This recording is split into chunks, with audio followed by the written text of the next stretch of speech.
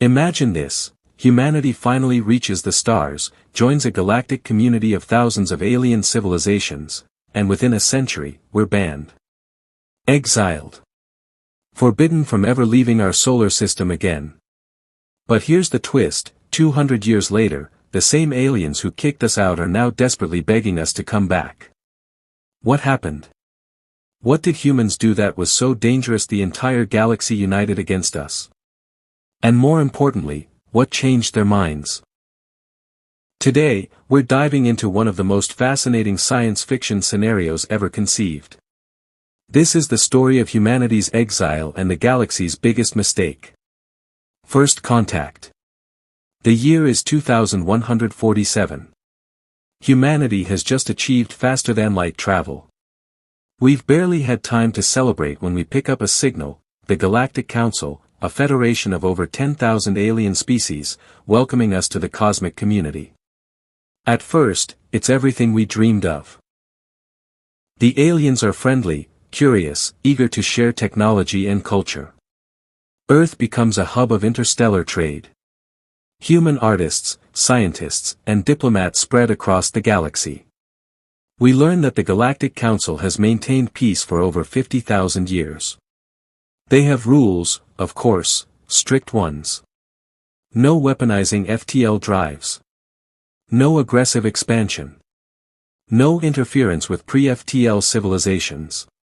Standard stuff. And humans? We follow the rules. Mostly. But the other species start noticing something odd about humans. The Chloroxians, a highly logical species, observe that humans have an unusual problem-solving methodology. They call it dangerous creativity.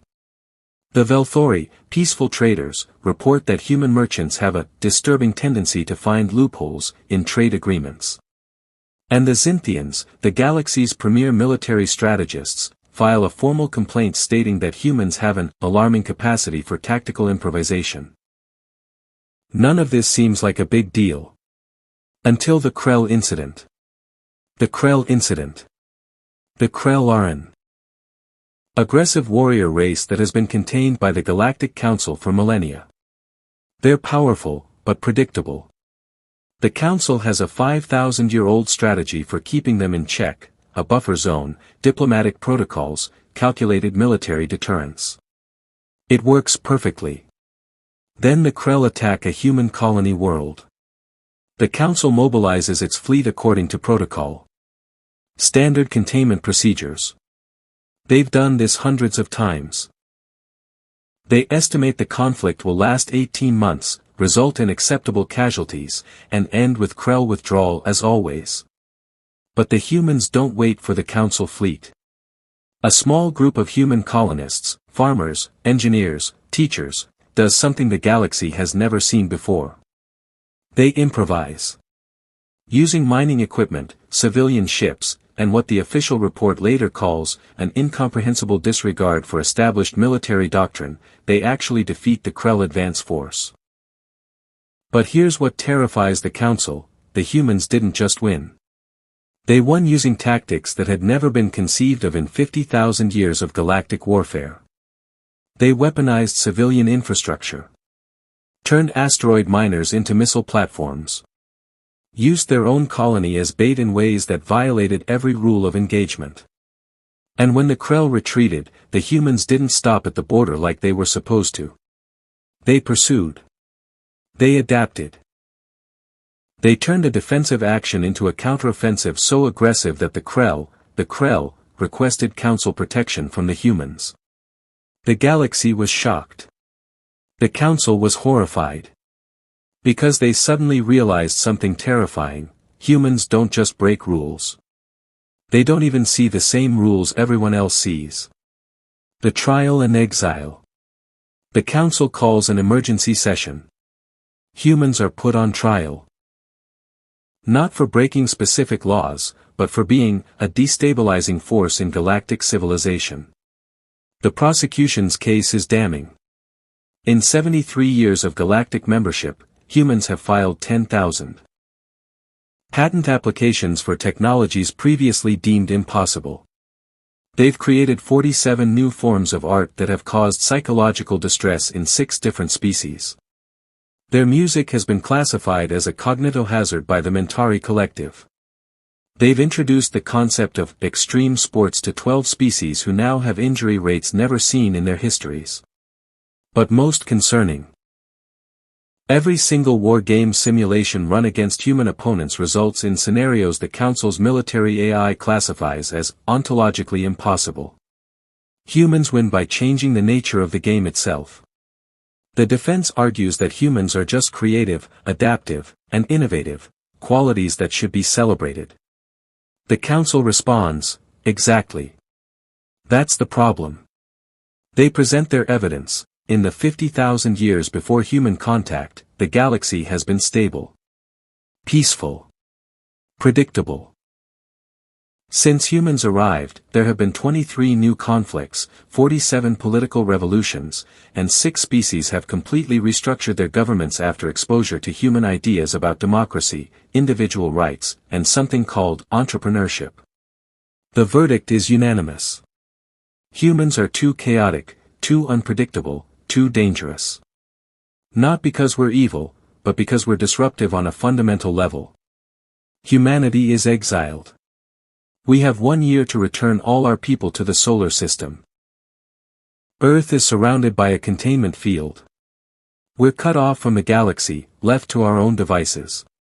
Humanity is alone again. We've been members of galactic civilization for less than a century. The silent years. For 200 years, humans remain in exile.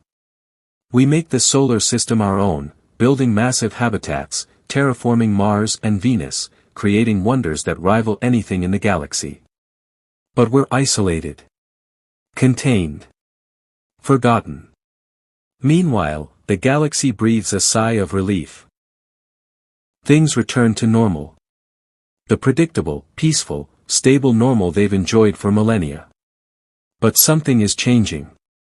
Slowly at first. Then faster.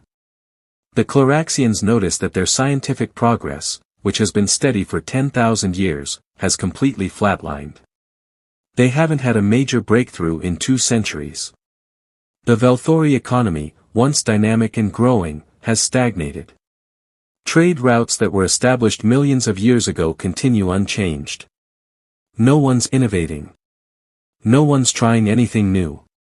The Xinthians realize their military strategies haven't evolved in 200 years.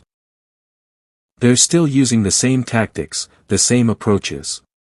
And when a new threat emerges, a hostile AI collective from beyond the galactic rim, their standard responses don't work. Across the galaxy, species are facing problems they can't solve with their traditional methods. And they all trace the stagnation back to the same point, the exile of humanity. The horrible realization. A Cloraxian scientist publishes a paper that sends shockwaves through the Council. The title: The Chaos Catalyst Theory, Why We Need Humans. The thesis is simple but devastating. The galaxy had become so stable, so optimized, so perfect in its order, that it had stopped evolving. Every species had found their comfortable niche and stayed there for millennia. Innovation happened, but incrementally, predictably. Humans were chaos agents. Not destructive chaos, creative chaos. They asked questions no one thought to ask. They combined ideas from different species in ways that seemed crazy but worked. They failed spectacularly and publicly, which gave others permission to try and fail too. The paper reveals something shocking. In the 73 years humans were part of galactic civilization, the rate of innovation across all species increased by 340%. New patents, new art forms, new philosophies, new technologies, all spiked dramatically. Then humans were exiled. And within 50 years, innovation rates returned to their previous baseline. Within 150 years, they dropped even lower.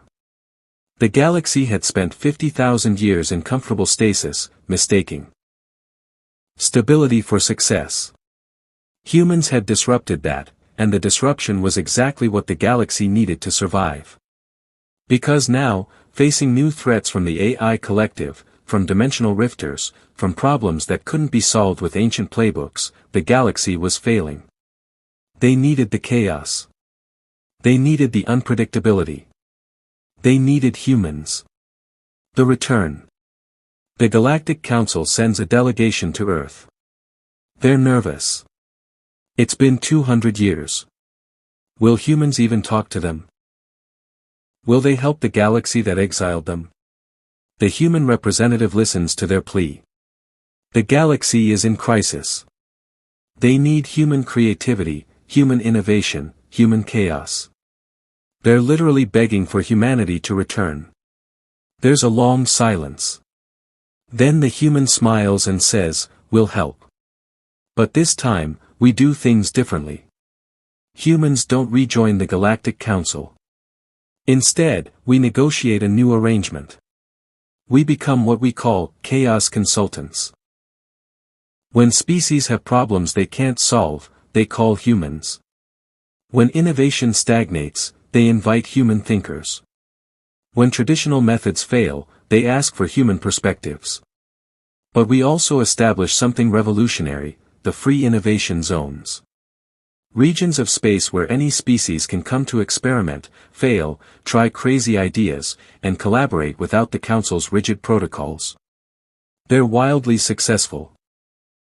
Within a generation, these zones become the most vibrant, creative, productive regions of the galaxy. The Council's orderly sectors continue as they always have, but now there's a choice. Stability or growth. Order or innovation. Predictability or progress. And the galaxy learns something profound: you need both. You need the stable species who maintain order and preserve knowledge. But you also need the chaotic species who break things, mix things up, and push boundaries.